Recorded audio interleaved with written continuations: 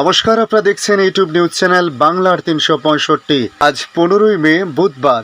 প্রিয় দর্শক, আশা করি আপনারা প্রত্যেকে ভালো আছেন। বৃষ্টির খেলা শেষ, এবার তাপমাত্রা তার নতুন স্পেল শুরু করবে বলে মনে করছেন আবহাওয়া দপ্তর। আজ থেকে তাপমাত্রা আরও বাড়বে দক্ষিণবঙ্গে, পাশাপাশি উত্তরবঙ্গে বৃষ্টিপাত বাড়লেও আগামী বৃহস্পতিবার থেকে উত্তরবঙ্গেও তাপমাত্রা বাড়ার ইঙ্গিত আবহাওয়া দপ্তরের। সেই অভিশপ্ত ২৪শে মে আয়লা আমফানের পর ধেয়ে আসছে এবার ঘূর্ণিঝড় রেমাল। লণ্ডভণ্ড হবে বাংলা, পাশাপাশি বাংলাদেশেও এর তাণ্ডব দেখাতে পারে বলে মনে করছেন আবহাওয়া দপ্তর।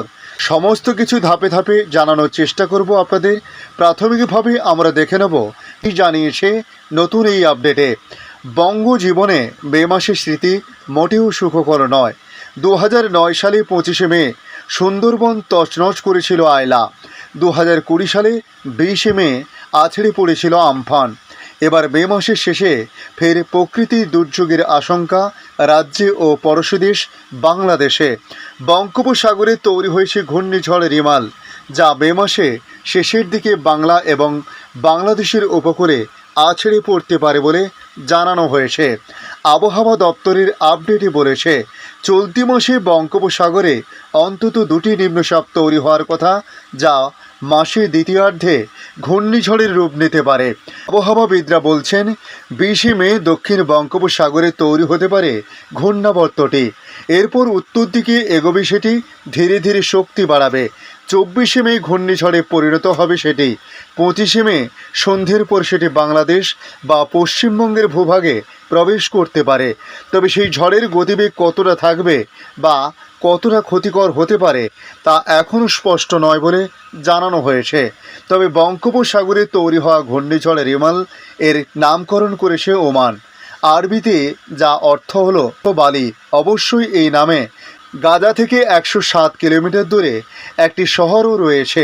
এবার বাংলায় ধেয়ে আসতে পারে সেই রিমাল। তবে কতটা ভয়াবহ হবে সেই ঝড় তা এখনও স্পষ্ট নয় বলে জানানো হয়েছে। তবে বঙ্গের আবহাওয়ার পরিস্থিতি নিয়ে আবহাওয়া দপ্তর জানিয়েছে, ফের তাপমাত্রা বাড়তে শুরু করছে রাজ্যে। সপ্তাহভর ঝড় বৃষ্টির তাণ্ডবের পর এবার গরম বাড়ছে আবহাওয়ার।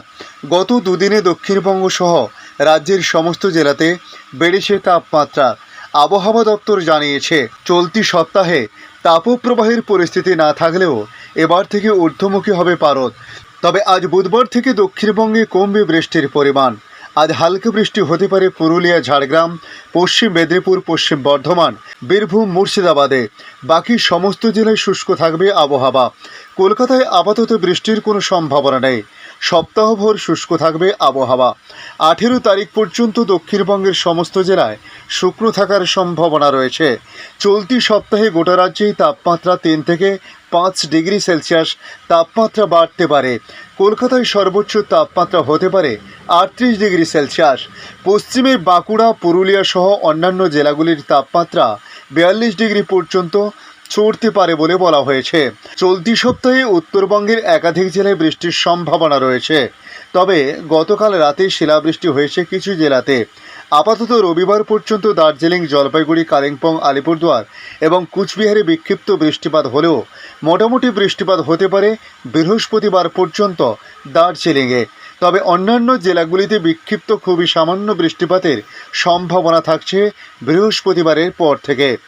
এদিকে দক্ষিণ এবং পূর্ব ভারতে আপাতত স্বস্তি পেলেও আবার নতুন করে তাপপ্রবাহের কবলে পড়তে চলেছে উত্তর পশ্চিম ভারত।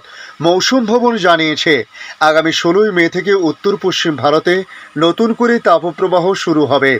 গরমের দাপট চলবে পশ্চিম রাজস্থান, পশ্চিম উত্তরপ্রদেশ এবং দক্ষিণ হরিয়ানা। এছাড়াও আগামী ৩ থেকে ৪ দিন অস্বস্তিকর আবহাওয়া থাকবে সৌরাষ্ট্র এবং কচ্ছতে।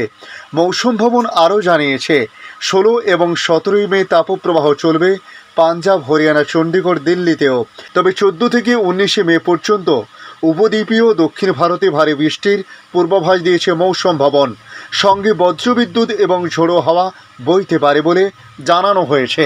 এছাড়াও ছত্তিশগড়, মধ্যপ্রদেশ এবং মহারাষ্ট্রে আগামী কয়েকদিন হালকা থেকে মাঝারি বৃষ্টিপাত হতে পারে।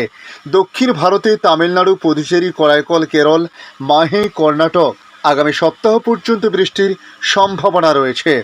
অন্যদিকে অরুণাচল প্রদেশ, আসাম, মেঘালয়, নাগাল্যান্ড, মণিপুর, মিজোরাম ও ত্রিপুরাতে মঙ্গলবার থেকে বজ্রবিদ্যুৎ সহ বহাল থাকবে মাঝারি বৃষ্টি। তবে 15 থেকে 18 মে এই বৃষ্টির পরিমাণ বাড়বে বলে জানিয়েছে মৌসুম ভবন। এদিকে বাংলাদেশ আবহাওয়া দপ্তর তাদের আপডেটে জানিয়েছে, অতি তীব্র তাপপ্রবাহের পর এক সপ্তাহ বিরতি দিয়ে আবার শুরু হয়েছে তাপপ্রবাহ। দেশের 4টি বিভাগ ও 12টি জেলার উপর দিয়ে তাপপ্রবাহ বয়ে যাচ্ছে। তবে আজ বুধবার 15 মে তাপপ্রবাহ আরও বিস্তার লাভ করতে পারে বলে জানানো হয়েছে। আগামী শুক্রবার পর্যন্ত এই তাপপ্রবাহ অব্যাহত থাকবে। একই সঙ্গে সারা দেশে দিন ও রাতের তাপমাত্রা বৃদ্ধি পাবে বলে জানিয়েছে আবহাওয়া অফিস। তবে আজ সকাল 9টা থেকে আগামী 72 ঘন্টা পর্যন্ত আবহাওয়ার পূর্বাভাসে এমন তথ্য জানানো হয়েছে। ধন্যবাদ।